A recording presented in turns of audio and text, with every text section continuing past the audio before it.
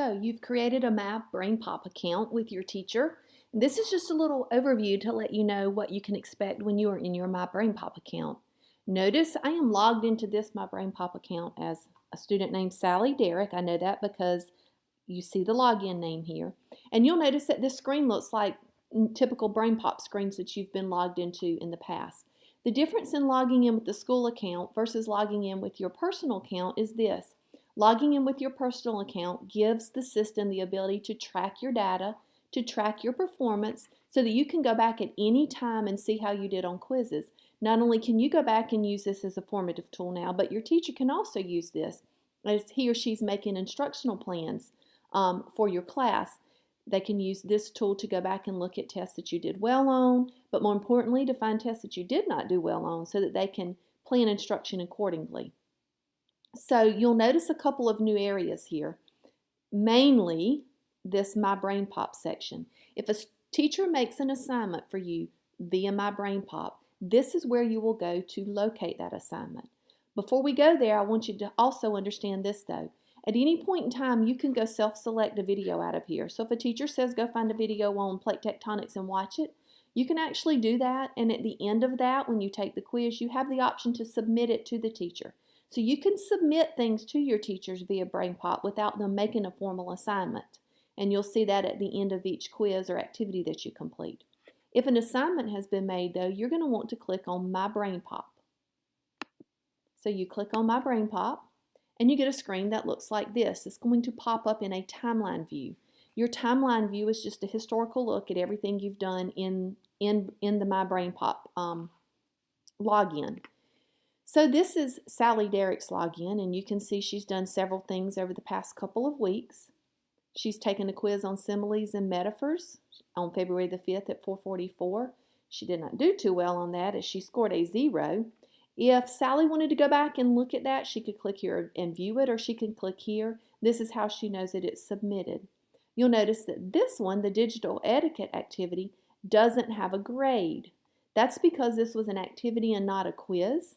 When you complete an activity, the teacher actually has to go in and give you feedback. So you will not see a grade for an activity that a teacher has assigned until your teacher has had time to go in and provide that information for you. When he or she does that, this is your notifications area up here. So if the teacher has provided any feedback in any class, this will be lit up with a little red circle with a number in it, and you can click that to access your feedback on activities and other things within BrainPop. So this is an important place. Probably more important than the timeline view is the assignment view, and the assignment view is where you will go to see your assignments and to access and complete your assignments.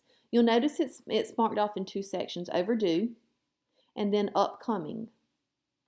So if you want, let's look through this for a minute before we take one.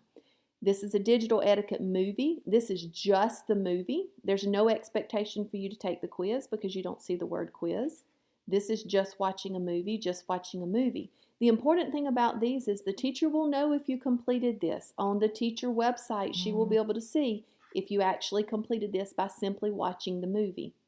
If you scroll down here, the similes and metaphors quiz, this is an expectation that you take the quiz. And you'll notice prior to that, the teacher assigned the movie. So if I needed to watch similes and metaphor movie, I would click here and the movie would come up and I could watch it. If I want to go ahead and take the quiz, I can click here. When I click there, the quiz is going to come up. Something important that I want you to understand about these quizzes. You have the option to choose a review quiz or a graded quiz. A review quiz is what it says it is. After each question, you will be notified as to whether you're right or wrong. If you're wrong, you'll get to go back to the question and try again until you get it correct. What's interesting about this review quiz is the data that your teacher gets on his or her end is whether you were right or wrong on your first attempt. The review quiz simply gives you the ability to go back and formatively assess yourself with each question. The graded quiz is exactly what it says it is. It is actually graded, and you won't know a score until you get to the very end. And again, it will be submitted to your teacher.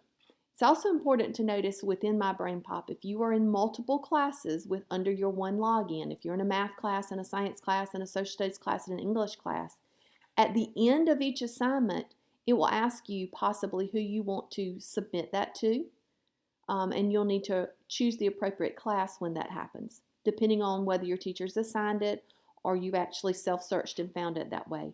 Just know that if that pops up, you need to make sure you send it to the appropriate teacher.